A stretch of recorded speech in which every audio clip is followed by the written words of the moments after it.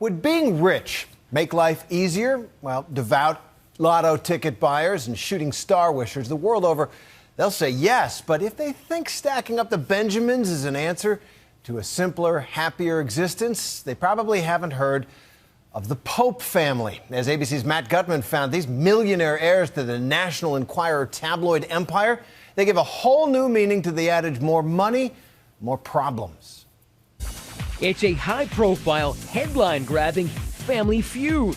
I would receive 20 to 30 emails from my mother a day, daily phone calls asking about kidnapping and lawsuits. That could easily be ripped from the pages of the original tabloid newspaper, the National Enquirer, infamous for breaking news about the private lives of politicians and stars and the occasional alien. When we look at the tabloidization of the media and the salaciousness of so many of the stories, celebrity misbehavior, they're really the ones that pioneered this. The headlines made the founding Pope family millionaires, but this latest sensational story involves the family itself. It involves allegations of fraud, stalking, even threats of kidnapping.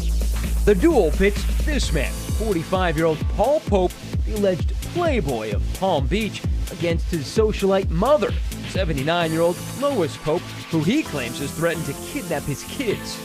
Pope spoke exclusively to ABC News, showing us around his not-too-shabby South Florida pad. Are there any rules in the War of the Popes?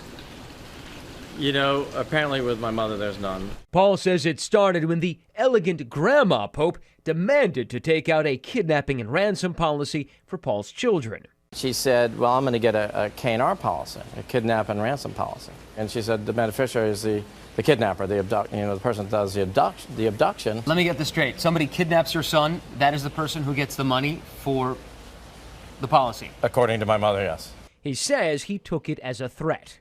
Lois Pope calls the allegations outrageous and says it was Paul's idea to take out the insurance. 24 years, she's never done this. All of a sudden. For anyone in the family. For anyone in the family. Perhaps because this is one of the nastiest family feuds around, says Hollywood PR maven Howard Bragman. Well, karma truly does exist. Now the family that founded it and sold the company is having to deal with what they've been giving out for so many years. Lois has accused him of an extravagant and excessive lifestyle. He accuses her of hoarding money. My new team of investigators and attorneys had found all these things that were wrong, theft, fraud, and tax evasion and all these things. But he says she does spend lavishly on herself, including a pair of $22 million private jets, one for her and another for her 18 dogs. Yes, 18 of them. And she seems to dole out $100,000 Mercedeses to her staff like candy. She can point to my excessive lifestyle. And no one's perfect, you know. The difference is I'm honest about mine. Over the years, the Enquirer has broken its share of stories about the squabbles of the rich and famous, and much more. From O.J. Shoe to John Edwards' affair and child with Riel Hunter, to the Tiger Woods sex scandal. But the story of the tabloid's former owners, it's as juicy as it gets. This unholy war between the popes has festered since Paul Pope's father, Generoso, died in 1988.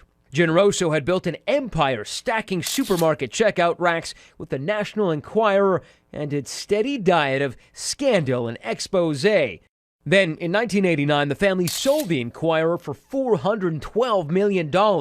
Lois got $200 million, and Paul and the rest of the kids, $20 million. Even way back then, according to an April 8th court hearing, Lois says her son threatened her. She said, he accused me of not giving Generoso a proper burial, of murdering him, of not calling 911 when he died. It was then that the harassment started, she claims, and that was 25 years ago. And she always thought that he was an enemy in her midst. She said in court, I believed he was not my friend. What he was, she says, is a playboy, maintaining an excessive and extravagant lifestyle, but has never had meaningful employment.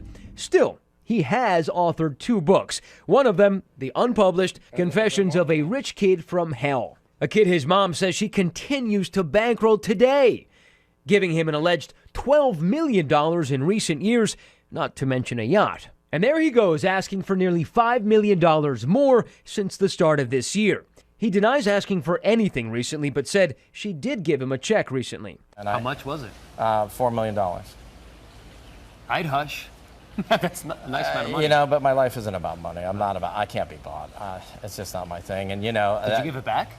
No, I didn't give it back. Well, the man does have expenses, according to a court document, which shows he burns through about $2 million a year. Well, that's it. Now. You're never going to talk no, again. we're done forever. It's the parting of the Red Seas. It's a true emancipation. Someone might want to tip off the National Enquirer about this story.